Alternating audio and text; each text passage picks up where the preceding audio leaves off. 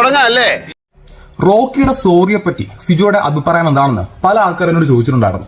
ഞാൻ ഏറ്റവും ആദ്യം പ്രതികരിക്കേണ്ട എന്നാണ് വിചാരിച്ചിരുന്നത്. പക്ഷെ ഇനിയും പ്രതികരിക്കാതിരുന്നു കഴിഞ്ഞാല് ശരിയാവത്തില്ല.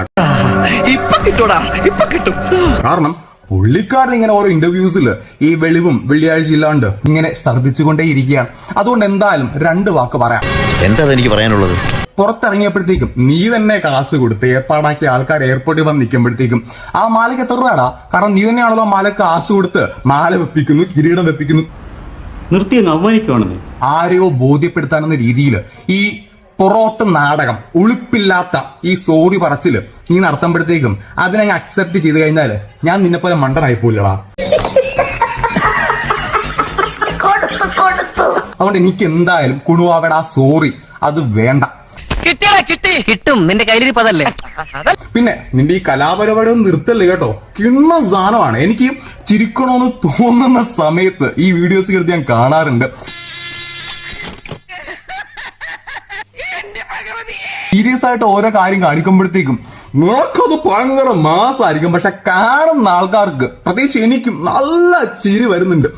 അയ്യോ ചിരിക്കല്ലേ, ചിരിച്ചാ പിന്നെ ചിരി നിർത്താൻ പറ്റൂല.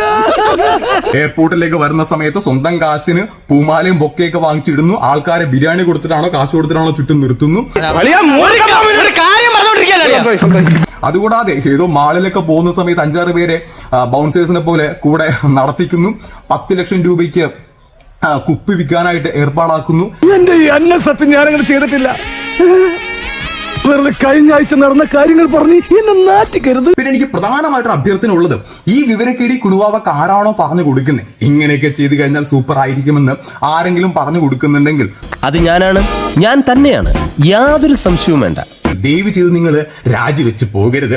ഇനിയും ഇതേപോലത്തെ നല്ല നല്ല ഐറ്റംസ് പുറത്തേക്ക് ഇറക്കണം. ഞങ്ങൾക്ക് ചിരിക്കണം. കിട്ടിയാ ഇല്ല, ചോദിച്ചു വാങ്ങിച്ചു. അപ്പൊ എന്തായാലും മോന്റെ സോറി, ആ സോറി മോനെടുത്ത് അങ്ങ് മടക്കി വെച്ചേ കേട്ടാടാ കുണുവാവ കുട്ട. ചേട്ടാ അപമാനിച്ചേ ഞങ്ങി ഞാൻ പോയിക്കോട്ടെ. അപമാനത്തിന് തന്നെ അപമാനമാണ് നീ. ഓമിനടുത്തേ ഞാൻ പോവാ.